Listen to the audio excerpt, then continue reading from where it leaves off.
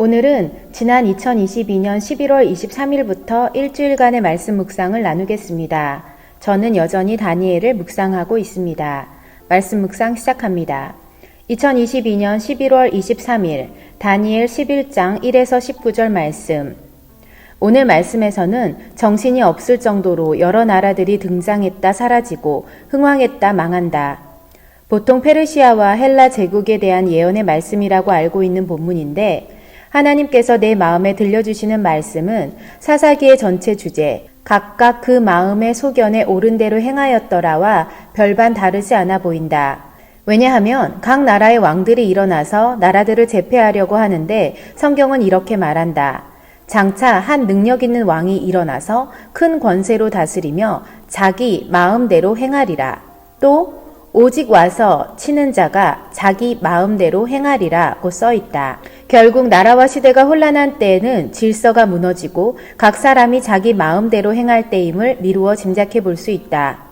10사람이 모이면 10사람의 생각이 다 다르고 100사람이 모여도 그들의 생각과 의견이 다 다를 수밖에 없다. 즉, 상대적 가치는 언제나 변하지만 절대적 가치와 진리는 변하지 않기에 그것이 절대적인 것이다. 우리 마음대로 행하는 것이 아니라 우리가 기준 삼은 진리와 가치 기준 안에서 생각하고 행동하는 우리가 되어야 할 것이다. 2022년 11월 24일 다니엘 11장 20절에서 35절 말씀. 각 나라의 패권 싸움이 곳곳에서 계속된다 하더라도 하나님을 아는 백성은 강하여 용맹을 떨치리라는 말씀으로 내게 소망을 주시는 하나님을 만났다. 그렇지만 이 같은 소망만으로 끝나는 완벽하고 아름다운 엔딩이 아니라 하나님을 아는 지혜로운 백성들이 당할 환난 또한 거쳐가야 함을 상기시켜 주시는 하나님도 만나게 된다. 하나님을 아는 지혜로운 백성들이 많은 사람을 가르칠 것이지만 동시에 그들이 칼날과 불꽃과 사로잡힘과 약탈을 당하여 여러 날 동안 몰락하게 된다. 몰락할 때 도움을 조금 얻을 수는 있지만 신실하지 않은 많은 사람들이 속임수로 그들과 결합할 것이다. 이 같은 과정을 거쳐 남겨진 소수의 지혜로운 자들에게 또 다른 몰락이 찾아온다. 하지만 이 과정에서 연단을 받아 정결하게 되고 희게 되어 마지막 때까지 이른다고 말한다. 하나님께서는 우리가 마지막 때에 주님을 배울 때까지 우리를 연단시키시는 분이심을 다시 확인하게 된다. 내가 가는 길을 그가 아시나니 그가 나를 단련하신 후에 내가 숨금같이 되어 나오리라는 말씀이 기억난다. 다니엘에 나오는 각 나라의 흥망성쇠는 결국 영적인 의미에서의 지금 이 시대와 다르지 않음을 기억하며 서로의 기득권을 위한 치열한 각축이 벌어지는 삶의 현장에서 하나님을 아는 지혜로운 백성이 되어 용맹을 떨치고 끝까지 견뎌내어 승리하는 그런 하나님의 사람이 되기를 기도한다. 2022년 11월 25일 다니엘 11장 36절에서 12장 4절. 다니엘은 마지막 날에 대한 환상을 보았고 또 하늘나라의 상급이 무엇인지도 보았다. 성경은 말한다. 지혜 있는 자는 궁창의 빛과 같이 빛날 것이요 많은 사람을 옳은 대로 돌아오게 한 자는 별과 같이 영원토록 빛나리라. 내가 바라보는 하늘의 상급이 여기 있다. 궁창의 빛, 즉 하늘에서 밝게 빛나는 사람. 그리고 영원히 빛나는 별과 같이 그런 사람이 되고 싶다. 그러기 위해서는 많은 사람을 옳은 대로 돌아오게 해야 한다는 미션도 따른다. 어쩌면 목회나 선교는 내게 주어진 기회가 아닐까 싶다. 하나님의 말씀으로 사람들을 옳은 길로 인도하는 사명을 부여받았기에 이 부르심의 본질을 망각하지 않고 성실하게 살아간다면 이 상급은 내 것이 될 것이다. 한결같은 마음으로 성실한 자세로 또 순결한 믿음으로 끝까지 그 길에 정진하기를 다짐하고 고백해 본다. 2022년 11월 26일 다니엘 12장 5에서 13절 말씀. 하나님은 다니엘의 마지막 장, 마지막 말씀에서까지 지혜로운 자가 되어 연단의 과정을 잘 거치라고 말씀하고 계신다. 많은 사람이 연단을 받아 스스로 정결하게 하며 희게 할 것이나 악한 사람은 악을 행하리니 악한 자는 아무것도 깨닫지 못하되 오직 지혜 있는 자는 깨달으리라. 아멘.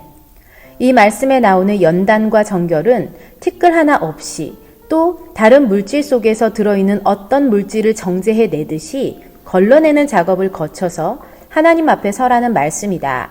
이 세상을 살면서 세속에 물들지 않고 세속의 가치를 걸러서 정제해서 살아가는 것은 결코 쉽지 않다. 또 점이나 흠이나 약점 하나 없이 살아가는 것은 더더군다나 쉽지 않다. 하지만 하나님은 부드럽고 강한 어조로 그 쉽지 않은 일을 이루어 가라고 말씀하시는 것을 느낀다. 하나님께서 다니엘에게 이 같은 환상과 비전을 보여주신 것은 어쩌면 그가 그 같은 하나님의 기준에 합당한 삶을 살았기 때문이 아니었을까? 하나님은 모든 비전을 보여주시고 다니엘에게 마지막 말씀을 전하신다. 너는 가서 마지막을 기다리라. 이는 내가 평안히 쉬다가 끝날에는 내게 할당된 유산을 받게 될 것이다. 라고. 이보다 더 화려한 엔딩이 있을까? 너무 멋지다. 나도 이렇게 다니엘과 같은 삶을 살고 싶다.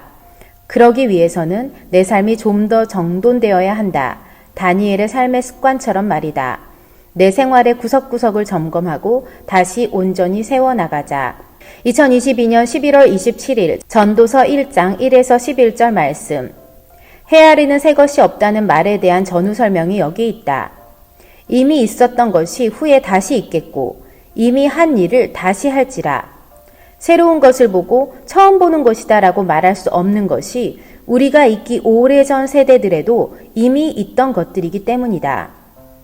우리가 사는 시대는 매일매일 아니 시시각각 변하고 새로운 것이 옛 것을 대체하는 것처럼 보이지만 하나님의 말씀은 그렇게 말씀하고 있지 않다. 이미 있는 것들이 다시 있는 것뿐이라는 것이다. 그렇게 생각해 보면 우리가 미래에 대해 알 수 있는 방법 또한 분명해진다. 과거를 알면 미래가 보이는 것이다. 이 같은 논리와 생각에 근거해서 나는 나의 미래를 상상해 볼 수 있을 것이다. 동시에 하나님의 말씀을 알면 알수록 그 안에서 미래에 일어날 일들도 보이게 된다. 역사는 반복되니까 말이다. 지금보다 더 많이 하나님의 말씀의 역사, 하나님께서 행하시는 일의 역사, 인류 역사를 통틀어 드러난 하나님의 역사 등을 알아가기를 원한다. 그것이 곧 나의 미래를 바라보고 현재의 삶에 충실할 수 있는 이유가 되기 때문이다. 올해 말씀 읽기를 그냥 오독에서 그칠 것 같아 아쉬움이 크다. 작년에는 8독을 했는데 올해는 너무 저조한 성적, 목표 12독에 가까이 가지도 못했다. 성경 읽기는 내가 즐겁게 할 수 있는 영적 생활이기도 하지만 반드시 해야만 하는 순종의 강령이기도 하다. 더욱 매진하기로 다짐해 본다. 오늘 주신 하나님의 말씀이 나를 더욱 전진하게 만든다. 할렐루야. 2022년 11월 28일 전도서 1장 12절에서 18절 말씀. 전도자는 지혜가 많으면 번민도 많으니 지식을 더하는 자는 근심을 더한다고 말한다. 하나님께서 내게 말씀하고 싶으신 것이 무엇일까? 내 마음에 들어온 단어는 더이다. 우리가 생각할 때 지혜를 더 구하고 더 연구하는 게 뭐 어때서? 지혜를 더 확장시키고 더 배우기를 원하는 게 뭐가 나빠? 라고 질문할지도 모른다. 그런데 전도서의 기자가 주는 통찰 앞에 잠시 숨을 죽이며 나를 들여다보게 되었다. 특히 나는 매일매일 좀 더 혹은 더 해야 한다는 부담감을 많이 느끼고 사는 사람이다. 내 삶의 스타일이 그래왔다. 내게 있어 더는 스스로에게 당근이기도 하고 동시에 채찍이기도 하다. 열심히 살아야 할 것만 같고 지금보다 뭐든 더 해야 할 것 같은 부담감이 항상 내 안에 있는데 하나님은 오늘 내게 말씀하고 계신다. 그것이 지혜든 지식이든 그 무엇이든 더로 나를 이끌어가는 삶은 번뇌가 많아지고 근심을 더 많아지게 할 수도 있다고 말이다. 하나님의 이 말씀 앞에서 새삼스럽게 나의 전 인생을 성찰해 보게 된다.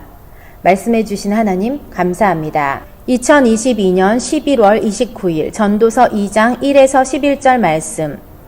우리에게 기쁨을 가져다 주는 요소나 조건이 무엇이 있을까? 돈이나 명예나 권력이나 가족, 혹은 성취 등 다양한 것들이 우리 인생에 즐거움을 가져다 준다.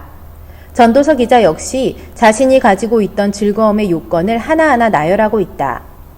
사업, 집, 포도원, 과수원, 동산, 수목, 남녀노비, 소유, 은금과 보배, 처첩, 심지어 지혜까지 그야말로 없는 것이 없는 세상 부유한 자가 이 전도서의 기자이지만 그는 이 모든 것이 헛되고 헛되이 바람을 잡는 것처럼 허망하다고 말하고 있다.